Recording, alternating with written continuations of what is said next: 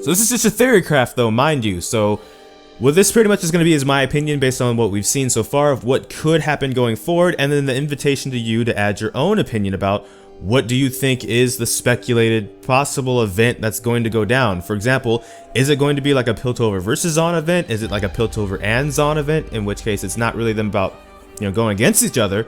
Maybe it's just lore stories. It's like Targon or Shurima, where we got a new champion, like we got Camille, and then we just get more information about those city-states, and then some of those champions, if not all those champions, getting a pass on their lore, some stories or some more background information, things like that. Like maybe there's just like a super major event like Bilgewater, because with Bilgewater we got, you know, the ARAM map, because that was the Butcher's Bridge. We got the Black Market Brawlers, which gave us Dead Man's Plaint, a tank item that does damage.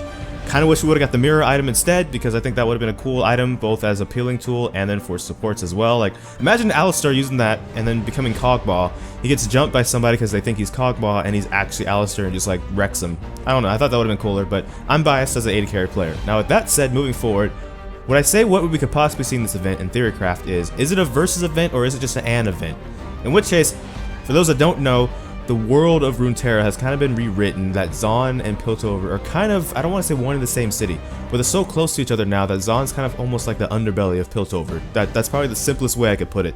So maybe this is just more about exploring the region now that they've kind of changed it up. Because before, on the old map, if I recall correctly, they were across like a river or across like a lake of some sort that was kind of big, but they were still close to each other relatively, but they were like a distance. They were literally two separate city-states. Now they kind of seem like one merged machine, which kind of seems to be a theme going on with Camille's story coming out. And I'll start by saying maybe it's more of an and. Maybe it's going to just be more like Targon, maybe it's going to be more like Shurima, we just get some more stories. But if it was a versus event, would it necessarily just be those two? Because with the Bilgewater event, what we saw was initially, you know, Twisted Fate versus Gangplank, Misfortune in her feud, or Misfortune in her feud with Gangplank, Twisted Fate versus Graves, and also the three of them versus Gangplank. We saw things like that. Maybe going forward with this event, it's Piltover and Zaun versus something else. Something else rolls in. I doubt it's going to be the Harrowing again rolling in on the area, but who knows, right? Like, no one would have called seeing the two AD carries with two guns teaming up against something, right? When Lucian and Misfortune teamed up against, you know, the Shadow Isles and the Harrowing and Thresh and all that. So who's to say that some sort of third thing doesn't come in? They want to try something big like that again because it's been a while. Maybe so, right? But in which case, then what would it be? Piltover and Zaun versus what? Not that it can't happen, but just that's the thing. That's the open question. What? Because the way I see it is maybe you throw in Noxus for kicks, because Noxus apparently is like an ever-expanding empire, but I don't really think they want beef with Zaun and Piltover. Like, I think that's more just smaller areas that they conquer as they go on. But furthermore, let's go beyond that then. If it was a versus, why would they be versing, right? And with Camille, it seems like there's just a lot of like potential corruption that's going down in Piltover. Like the way it was written before, prior, it kind of just seemed like, right, Piltover was the good guys, Zaun was not really necessarily the bad guys, but kind of like the more shady guys, right? And now it's kind of just being blown out that, hey, nah, actually both kind of have their issues and both actually have their pluses, right? So why would they be feuding then, right? And let's, like, I'm gonna go to Camille. We'll start with Camille. I think Camille, if something's gonna go out, it's gonna center around her and her seeing something as corrupt, something as not being part of the machine that needs to keep it in working order, so it has to be taken out.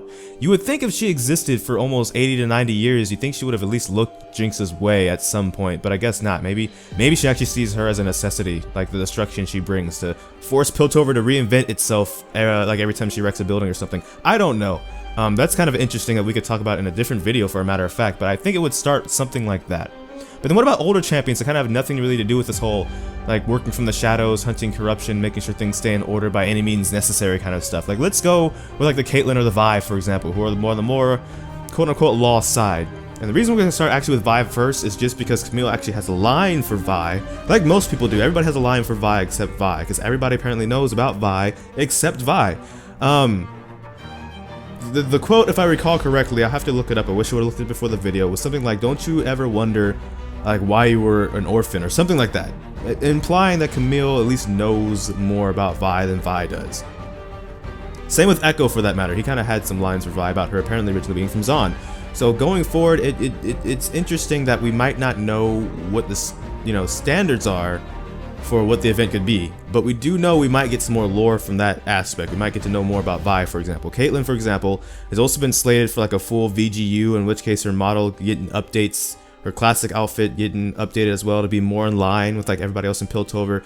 I don't know if they're gonna drop that during this event. I don't think it's ready, and I think it's back on the list more.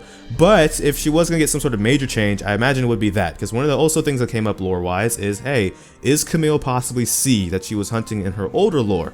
So again, that's what I say, it would start with Camille. Camille would have to do something, she'd have to take something out that just wasn't looked at, like wasn't okay to be left alone anymore.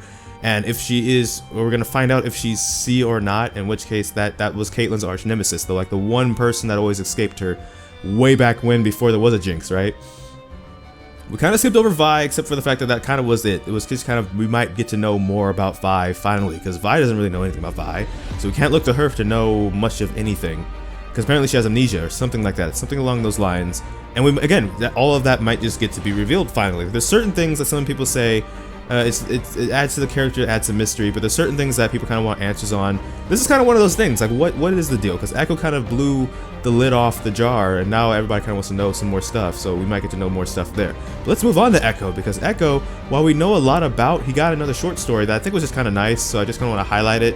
You can go look it up. It's on the new universe that they're building, universe like Wikia page kind of site that they're building. It's still in beta, so it's not perfected, but it's kind of cool. It's a place you can go to get like their backstory and the lores, and then short stories like this. In which case, Ezreal also got one too. Now, Ezreal, I don't really know, if I'm honest, a lot about his background.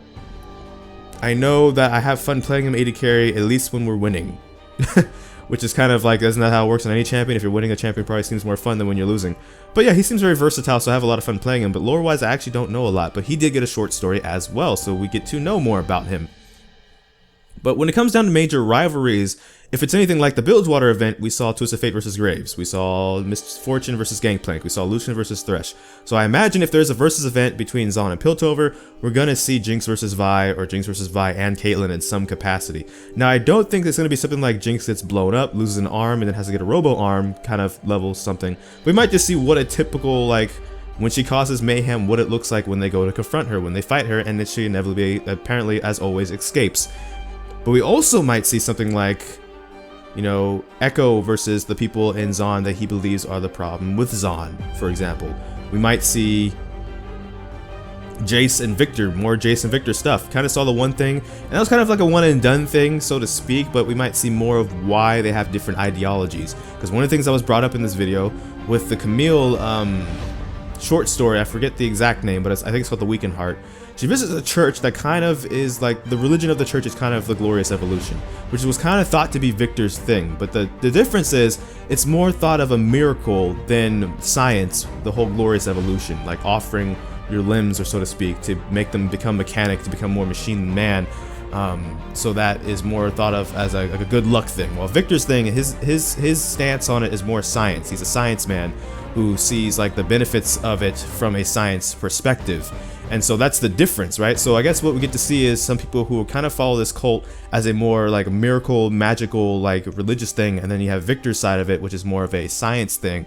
We might see that come, or at least more information about that, which is why I keep circling around to, I think we're just gonna get more lore stories, but I think these lore stories are gonna be pretty darn interesting. I'm biased. These are two of my favorite city-states in the entire game, so of course, I'm gonna be the most excited about these two.